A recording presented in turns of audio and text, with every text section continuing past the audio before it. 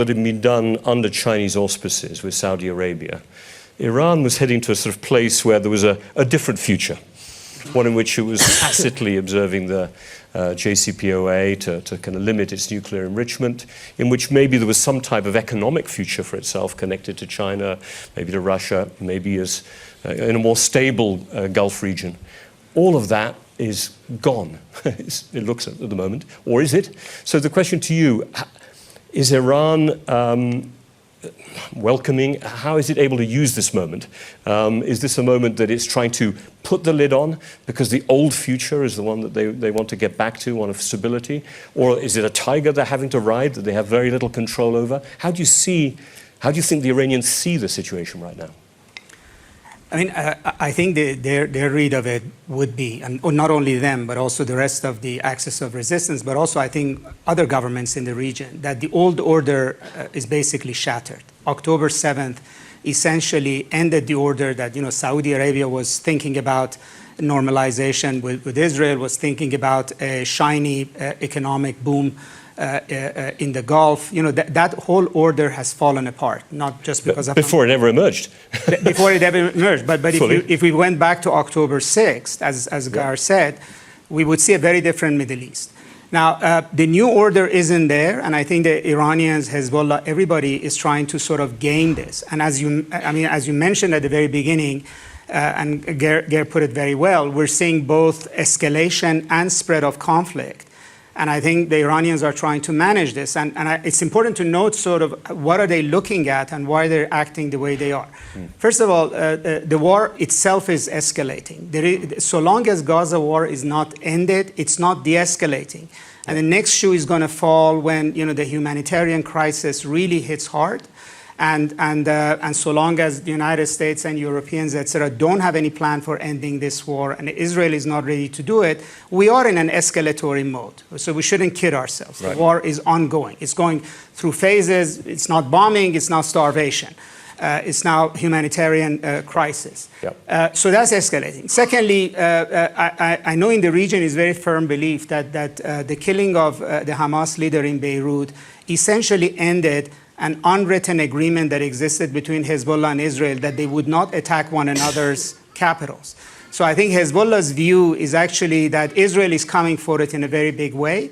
So it's not about whether Iran pushes the button. Hezbollah itself is increasingly in a survival mode. Right. So it's not about just acting on Iran's behalf. And we're also not out of the woods. I mean, Prime Minister Netanyahu keeps saying that Hezbollah needs to go, above the Litani River, and then he's going to ask for more things. It's not like they're going to stop if Hezbollah were even to go north of Litani River. As Gar said, we've seen now much more direct U.S. involvement in Iraq, in Syria, and in Yemen. I think we are on a path for U.S. ending up in a war in Yemen. Blood has been drawn. The scale of attacks is there. The Houthis are not going to back down now, and we're heading in that direction. And also, Iraq may end up in a war. I mean, there's one of these missile exchanges between U.S. and Iran that could, go wrong, and somebody can get killed, and we're going to be in a very different space. And even if nobody gets killed, if these continue, I think the stability of the Iraqi government and the Iraqi system is now in question. That can Iraq survive an escalated Iran-United States confrontation?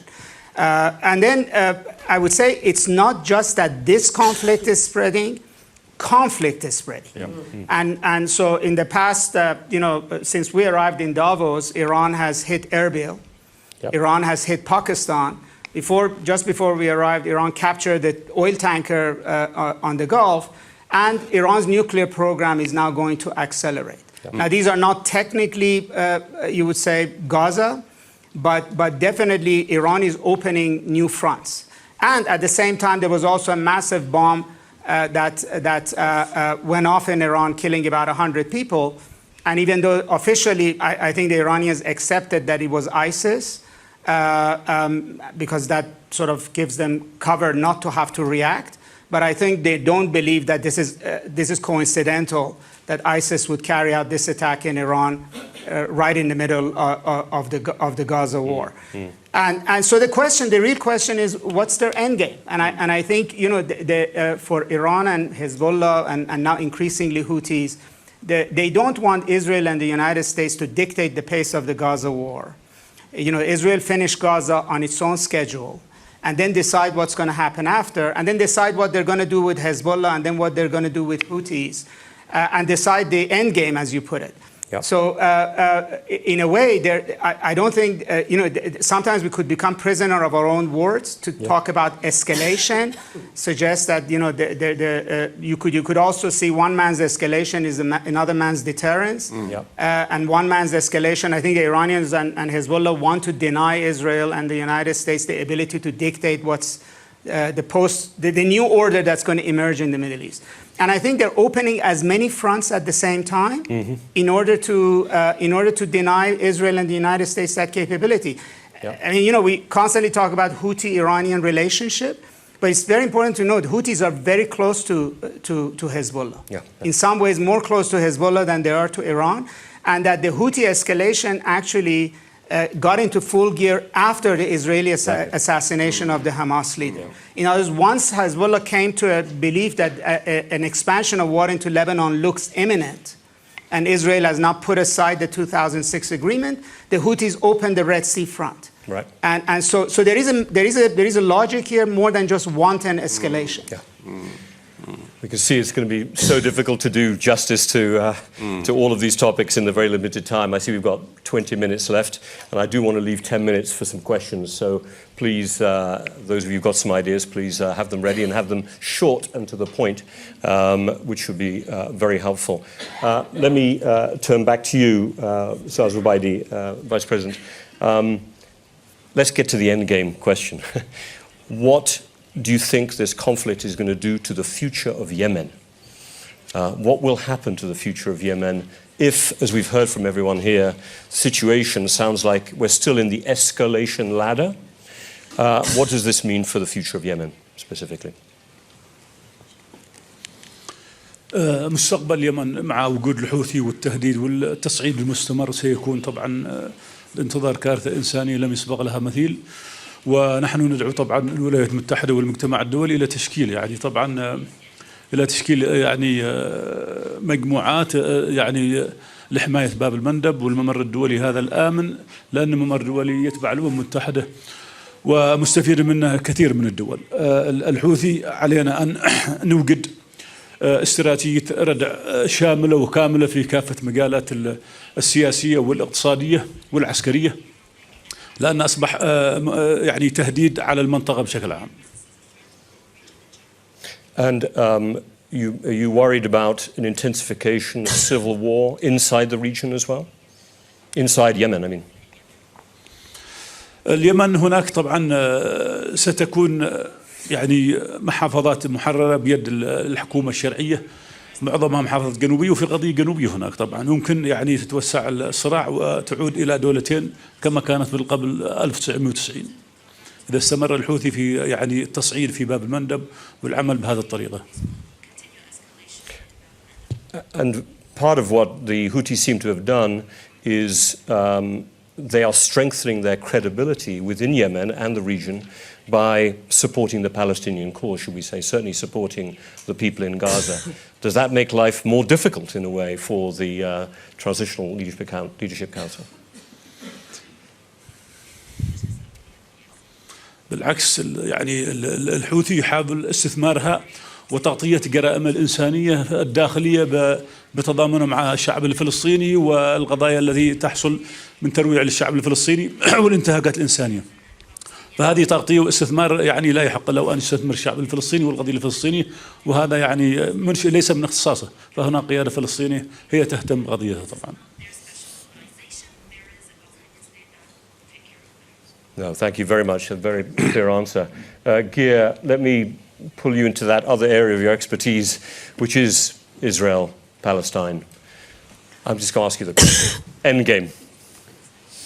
What's the end game? I'm sure you've got a very quick answer on that. But, a very simple and quick answer is that if we want a solution to this crisis, the only way out of it is a two-state solution.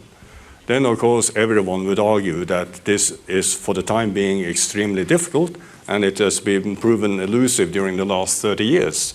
But I think what the 7th of October shows is that there is no way that the Palestinians and the Israelis are going to live together in one state. So if there is no two-state solution, then there is a one-state reality that will be an apartheid state. And I think that should not be acceptable to anyone. So the point is, we need to make, and here here is a challenge to my American friends.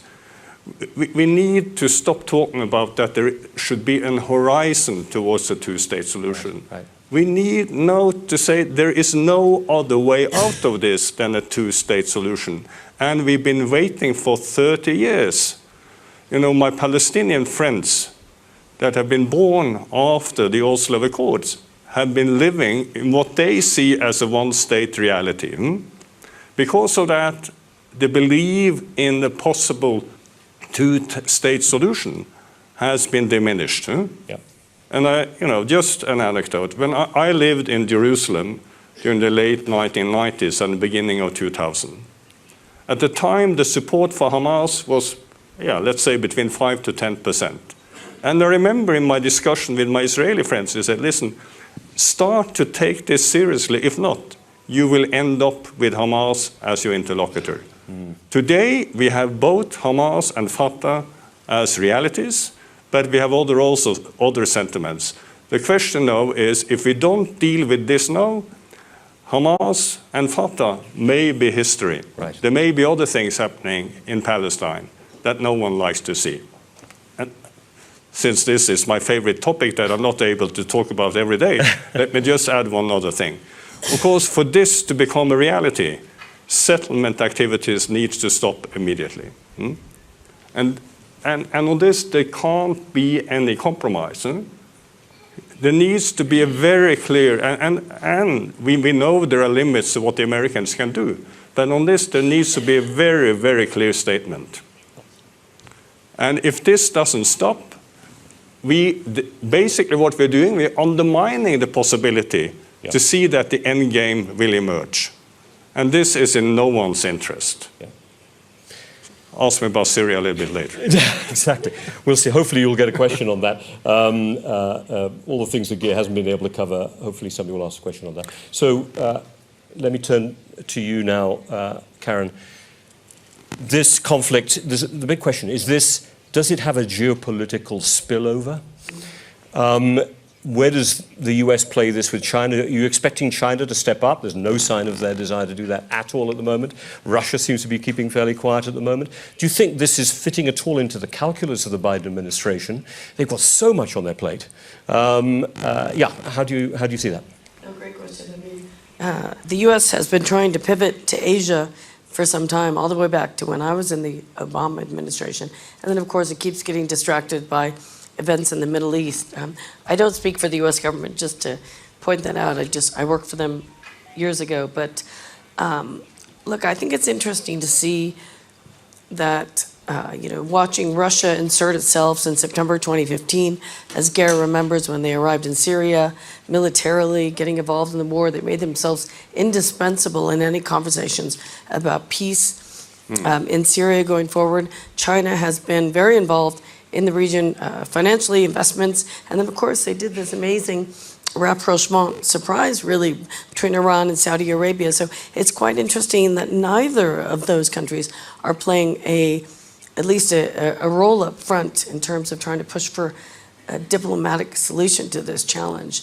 I'm sure behind the scenes there's a lot going on that I don't know about, including, I'm sure, between the US and China in particular. But it is interesting that at the end of the day, the U.S. is still leading on diplomacy going forward.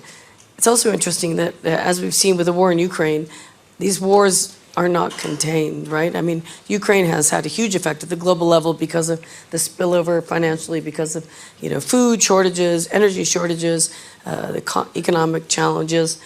from that war. And then, of course, the Middle East, because globally there's so much emotional investment in the region and in what's going on. We've seen protests all over the world, which you don't see for other conflicts. I mean, I don't know if anybody noticed, but in September, the Azerbaijanis basically pushed Armenia out of Nagorno-Karabakh, and I didn't see one protest in the streets about that. So, these conflicts do have a global spillover effect, and I think the Americans are very aware of that, and they're working very hard. The question is, how much leeway will they have, especially while Netanyahu is in power? And just on that, do you think the US election at the end of this year serves as any kind of spur? Does that ever any kind of feed into US positions and the kind of action that, if this war is still going on, or some version of it, we're heading into October, November, do you think this is playing at all out in Washington? I think in this particular case, it's different from Ukraine. Trump, obviously thinks he has a very special relationship with Netanyahu.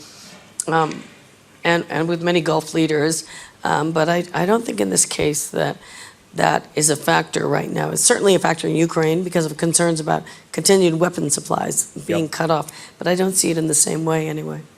Vali, let me come to you again, pick up any points you want, but you mentioned, I won't say, well, I'm going to say it tantalizingly, the massive increase in Iran's nuclear program since October the 7th, enrichment up to, 90% now. I mean, a real escalation of the situation compared to where it was before. What does this tell you about Iran's approach to future regional security? Have they now just decided any kind of relationship with the West, the future US government, Europe, is kind of, forget it. We now lean more on Russia, we lean more on China, we can pursue our own direction. Is that part of what's driving their approach to this conflict? Well, I think in the very short run, I think it's a way of, as I said, to spread the conflict. In other words, if we begin to read more news about 90% enrichment, then that's going to become also another topic the U.S. would have to address. Right. And then as that doesn't worry them. I mean, no, because I think they've their calculation of how far escalation would go, and before there's an actually outright war, it might be very different from ours. Yeah. And I think right now, I think the view of this axis of resistance is that it's going to be much worse for them to end up living in a Middle East that is completely dictated by U.S. and Israel than otherwise. Yeah. So I think they're exploring the margins, but and it's very clear in their strategy that they are pushing. So attacks in Iraq, capturing tankers, working with their allies in the region, and then the nuclear issue. All of which suggests that they're trying to push the U.S. in all sorts of ways. Right. And one outcome of this is also to force the U.S. to change its Middle East policy. Yeah. I mean, it's now 100% focused on supporting Israel's campaign in Gaza. So you have to see, from their point of view, how are you going to get the U.S. to change? And I think their calculation is that the U.S. would respond only when it faces a threat of war or it faces a grave situation. There's no diplomatic path between them and the U.S.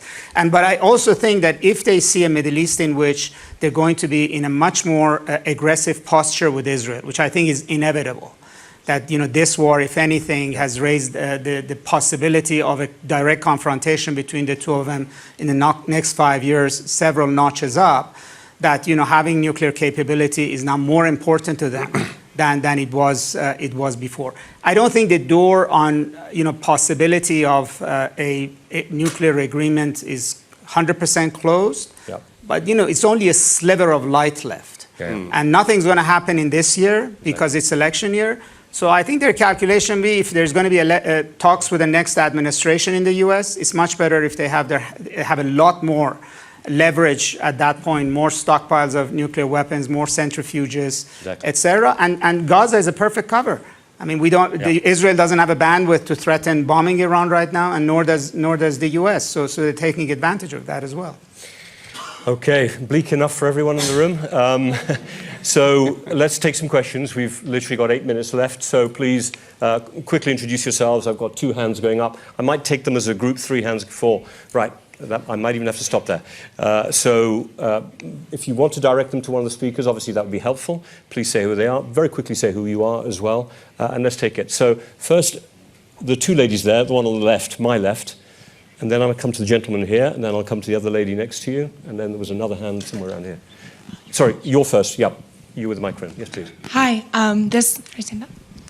Hi, this question is for Karen. I'm a young person representing the Global Shapers community of young leaders. This is regarding the comment about Israel not being a 51st state. I just wanted to comment, the U.S. is still heavily funding the Israeli military, including a $14 billion aid package, which largely funded weapons, contributing to the genocide. But U.S. citizens, like you said, are marching throughout the country opposing this. And as a young person who hopes for a future of peace, what do you think the U.S. government's end game is here for the war? As a young person, we hope for a future without war and for peace and for a future where all young people can live in harmony. And so I just hope that you can answer this question for us. Thank you. And Karen, hold your thoughts replying that, because that's a very important question that needs probably a bit of reflection on how you want to answer it. The gentleman here. Yep, please. The microphone is going to come to you. Yeah, the second lady. I tell you what, I'll take the second question there because the microphones can stay together. Sorry, I apologize. Yeah. No problem. My name is Rana Dajani. I'm a professor from Jordan. I'm originally Palestinian and Syrian, as most of the region. My question is to all the panelists. Following up on the earlier question, with all the disconnect from the whole globe marching against the genocide unfolding in Gaza, which is the root cause of all of this, by the way, and the loss of faith in international law and equality of human life, demonstrated very much by Western governments supporting the Ukraine but not supporting Gaza, only coming to attack the Houthis when their concerns and power is in question. So, and the stepping in of South Africa to file the complaint in the ICJ for the genocide, how do you see a shift of power in the world, from the global north to the global south, and is this, and BRICS, and how is that going to contribute to the end game? Thank you. Thank you. Somebody could bring a microphone here to the front here.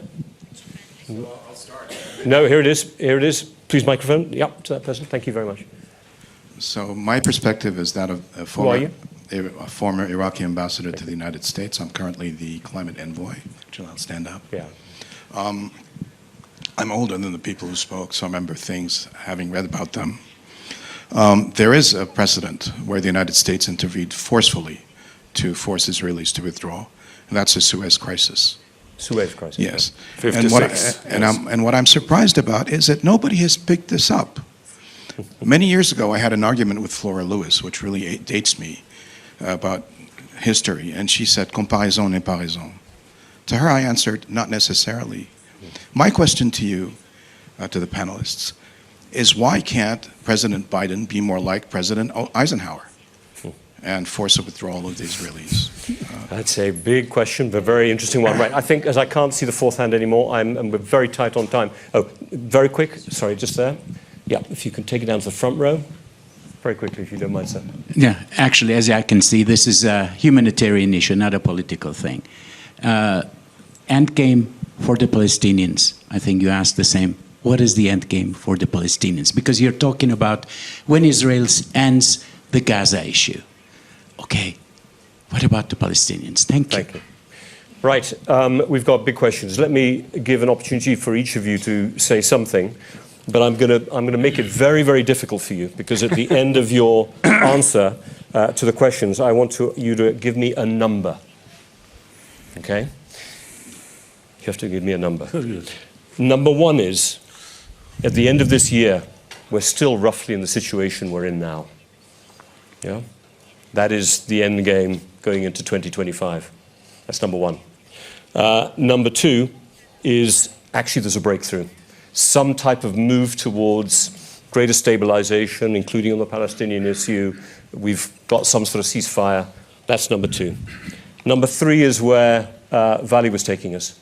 Actually, the end game of this is Israel versus Iran. at some level.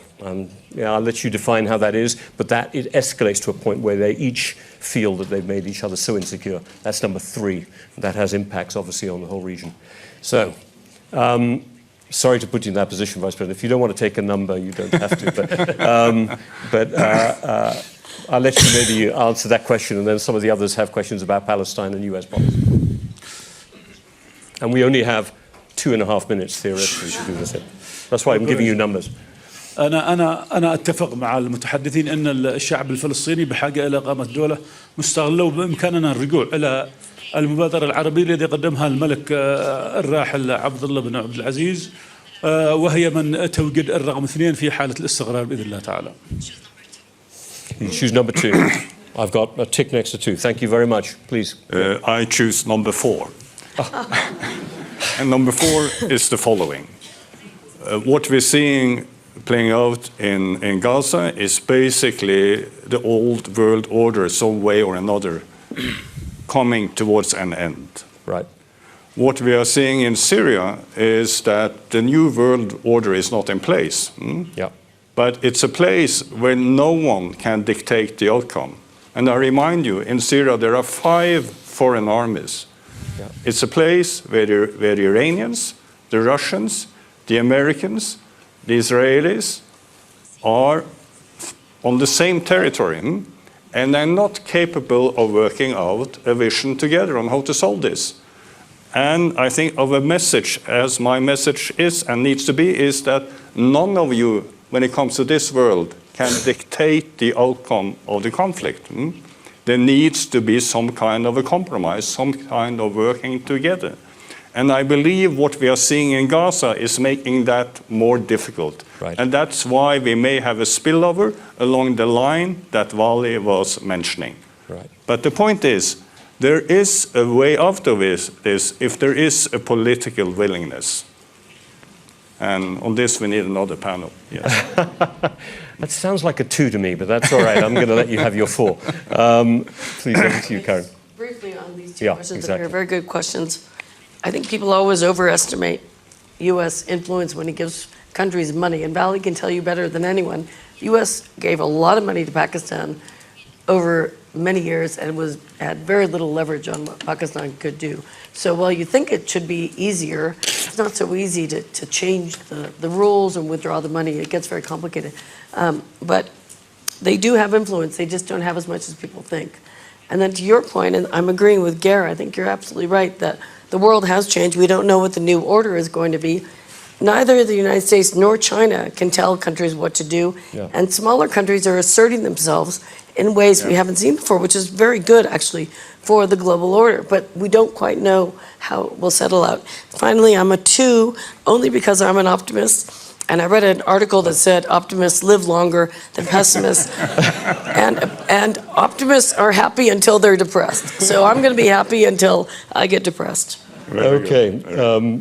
Valley, over to you. Last words. So I would say to the questions that were raised here that for the first time, global public opinion is an actor here. I mean, that's one of the things that actually can force a change in the United States and Israel as well. And if you listen to Hassan Nasrallah's speech of January 3rd, you could see how much emphasis he was putting on global public opinion. Secondly, I would say that, as Gare said earlier, unless the United States looks beyond just Gaza and looks beyond what happens in Gaza and thinks about a much broader sense of regional security, then we're on number 5. And I would also say that one conclusion of this panel should be that the job of managing all of this should be given to Gare. So, And what's your number? What's your number? 1, 2, 5. Oh, that was. I'm never gonna, conditional 5. I'm never going to try numbers again. That was a failure. But thank you very much. Look, we covered an enormous amount of issues. We've only got a minute and a half over time. And so could you please join me in thanking an excellent panel. Thank you for coming.